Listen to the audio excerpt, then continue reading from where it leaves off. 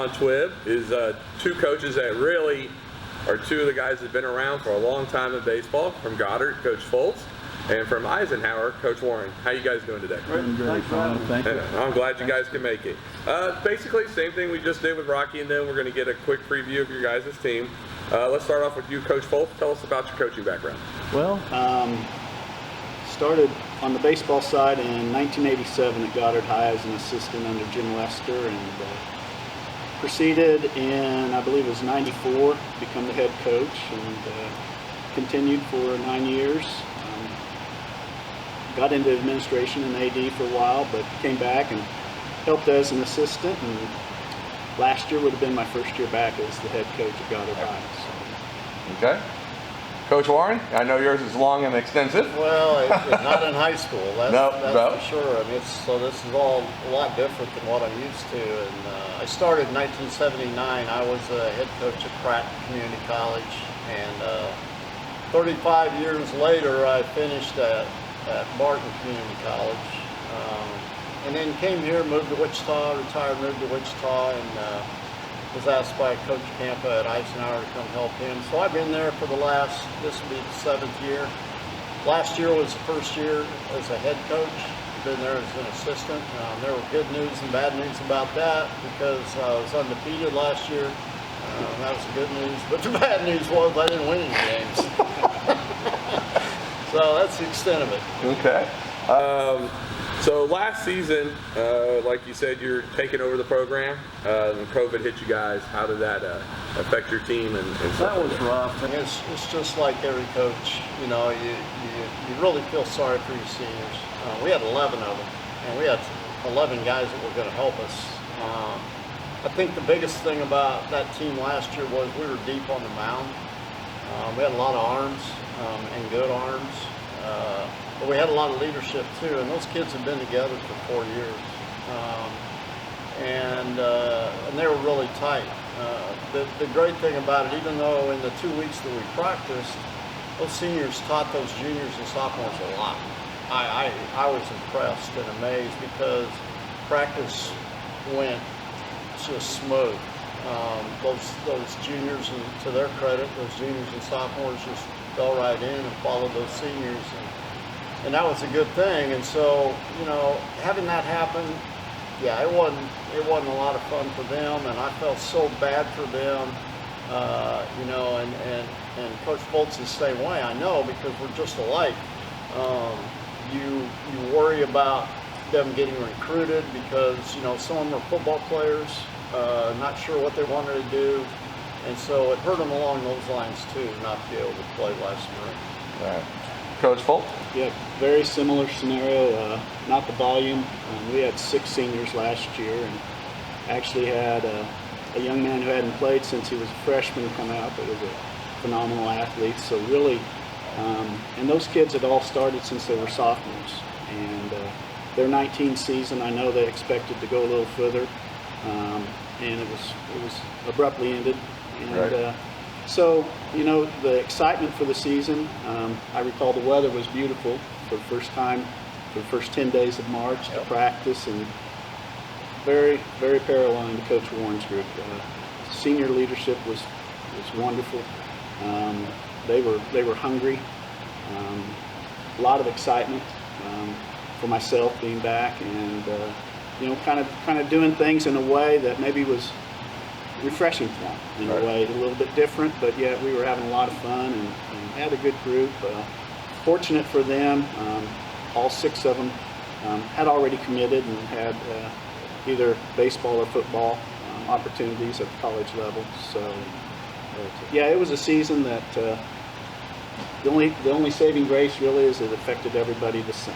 And those kids, you're concerned how they are fitting in now in a situation where not a lot of kids left as they entered their next level of playing. Right. So it'll be interesting to see how things unfold for them this year as well. At least they got to have a summer. Yes, they did. Play some summer ball and get prepared a little bit for college. Yeah. So tell me about your expectations for your team this year. You know, it's going to be interesting. I think most of us are in the same boat. Seniors, we'll be led by probably 3 seniors that had played as sophomores, and their opportunity to play and represent their school and whatnot, I know is a big thing for those 3. And a couple others to fill in some roles, but here again, we don't know. I think those first 3 weeks of practice are really going to let us all know where we stand, what kids have matured, have grown into playing, because granted they didn't play high school baseball last year. Right. And how you put all those pieces together, I know I'm going to be talking to this man over here many times this spring, just seeing how do we keep doing this? You know, how do we mold that clay, so to speak. But the excitement's there. You know, the off-season conditioning's going well. Kids are, you can tell, I think a number of the younger kids in particular, very big-eyed, don't know what to expect, and it should be fun. Cool. Coach Foltz? I think, you know, having only 4 seniors back from last year's team, 2 of those played as freshmen, so that helps. We only got 9 juniors, so the rest will be sophomores and freshmen, and I don't even know them. I mean, we only had those freshmen last year for 2 weeks, and so I don't really know what they can do. The main thing that's going to be the key for all of us, every high school coach, is what these kids did when nobody was looking. Right. You know, that's the thing, you preach and you preach and you preach, because you're only as good as what you're doing, you know, behind the scenes. And so a lot of these kids did play in the summer, like you said. A lot of them played in the fall as well. And you got to hope that's going to help. But you know what? You can't substitute for experience at any level. You know, I really found that out at the JUCO level, and you know, I keep telling people that, yeah, we're going to be good, we're going to be good. Well, shoot, they didn't play last year. And okay, they played in the fall, they played in the summer, but it's not the same when you start playing against the guys that you're playing with in the fall and the summer. So it gets a little bit more interesting. Jason McCarty, Owen Reynolds, Mason Turney. Owen Reynolds and Mason Turney are the 2 seniors that played as freshmen, and those 2 guys are going to be huge.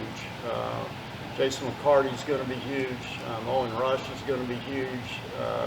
We had a move in, a transfer from Halstead that has shown a lot of potential, but once again, he hasn't played at the high school level either yet. He's played in some good leagues, you know, in the summertime, but you know, we'll see. It's always a battle to find catchers. Good catchers. Our catcher will be a sophomore, so that'll be a little bit different. But you know, those seniors have been good so far in conditioning, and so hopefully they'll be able to you know, to lead some guys the right direction. Okay. You kind of touched on some of your top players. Is there any other guys you want to mention as a preview for your team? You know, it's hard to know for me, because those guys I just mentioned are going to be the guys that we're going to count on quite a bit. You know, I'm going to count on my assistant coaches as well, a lot. It's Brandon Phillips, Kenny Talley. Kenny Talley was at Junction City as a pitching guy there in Junction City High School, so he'll help me with that. And then the guy that hired me to be an assistant at Goddard Eisenhower moved back to Goddard, and now he's in that school system there teaching. So he's going to coach for us too, Tom Campo. And so, you know, we've got some experienced guys, some guys that and my coaching philosophy is turn them loose. You know, let your coaches coach. I'll be able to do that. You know, and it'll be interesting to see, you know, how those guys react to these coaches that they don't know, I think it'll be interesting. I'm looking forward to it. Right. You know, like Coach Foltz said, none of us know what to expect. So that first game is going to be fun to watch. Yes. Coach Foltz, top players? Real excited for Kyler Simrad. Get a chance to play. He's a good athlete, of course. football opportunities. Right. And Jake Shope, another one that had a good fall. Jake will probably put a lot of time on the hill for us. Jaden Wiley as well. Jaden's the young man that is signed with Barton. You could probably put him anywhere on the field. And we had a great conversation with those three in particular of their expectations. They just want to play and win. So Tyler Haskell's a young man. He's a senior as well. He's one that we look to that maybe can get us some innings. And a couple juniors who, of course, didn't play as sophomores. So Mason Lubers, Lake Hamilton, Seth Wilhelm. Those three in particular. Braden Wycliffe, big boy that's played some football but shows some promise as well. So here again, a lot of those kids, just that untested part. But following Coach Warren, you're exactly right. Your assistants, the teaching, the time that we spend. We've got three good assistants: Blake Myers, Brian Means, and of course Tom Beeson. Just allowing them to teach and using it as a classroom, and just see how things all come together. So really looking forward to spending the time. Right. And the commitment the kids have shown so far is a great start for us. Oh, good. I know you haven't been part of the rivalry long. He has, Coach Warren has. So I guess my question to you, and it'll be a little different to Coach Warren, what do you expect in this rivalry when you go up against Coach Warren? Well, they're going to be taught the game the right way. A lot of us have admired Coach Warren and the way he puts a team together, the expectation of the way the kids play, the way they handle themselves. And so to me, it's always, it's the other team that you're playing, not necessarily the school, but you're just playing an opponent. The kids all know each other. Some of them live, within blocks of each other, and they've played possibly together in the summer and the fall. We were just discussing, it is at the end of the year, which, chances are there's maybe something a little bit more on the line, so to speak, but the rivalry's been healthy, following it from a distance. I think it's one of the opportunities, just like the gentleman at Mays, you kind of use it as a measuring stick, but good and well when you're all said and done, you're going to shake each other's hands, and COVID permitting, give the guy a hug and just say, hey, it's great. I got to spend an evening in your presence, and hopefully the ball playing is where we both want to be. That's good. That's good. So, Coach Warren, a little bit different question to you. You've been part of the rivalry the last couple of years. What's it like? Well, I don't. I'm still not sure. I know how it is in football and basketball. Baseball, like Coach said, these kids all know each other. I mean, they're good friends. It's all bragging rights. Yeah, it is, and that's basically what it is. With me, I was part of the old Winfield Arch City rivalry back in the day. As a player, believe it or not, I do remember that. As old as I am, but it's always a rivalry. Mays South, Andover Central, Goddard, Eisenhower. Because those guys are proud. Right. They're proud of their school. They're proud of what they do. They're proud of each other, and they don't want one to get one up on the other one.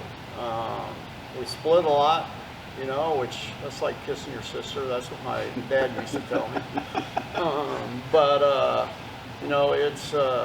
It's fun, and it'll be fun now because I've known Jim for so long. Right. I recruited a lot of his players when he coached at Goddard. A lot of them played for me. I have the most respect for him of anybody because of what he did there and what he's done, with the Wingnuts and what he's done in his career. And the thing that I look forward to is, you can throw the ability out the window when we play. It's going to be who plays the hardest, because we're both going to be fundamentally sound. Who makes the least amount of mistakes.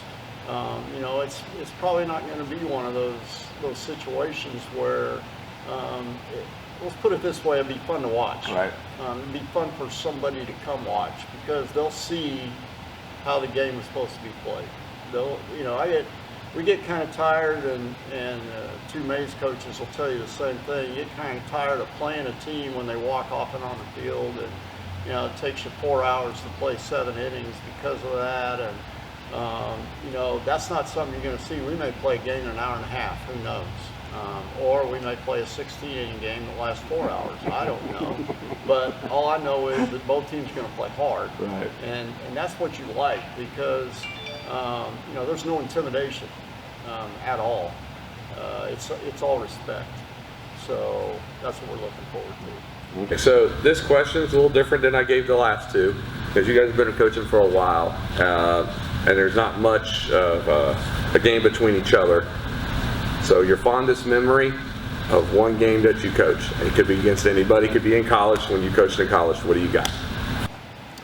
Well, I remember back in 1993 when we played Cali in the finals of the Region 6 tournament to go to the World Series. And the thing, it wasn't necessarily the game that I remember, but we didn't know it at the time, but there were 4 big leaguers on the field that series. Cali had 2 big leaguers, and we had 2 big leaguers. And neither Dave or I knew, you know, at the time, Right. Travis Hafner and Junior Spivey and Jason Stanford and Nate Field, you know, were all on the field at the same time.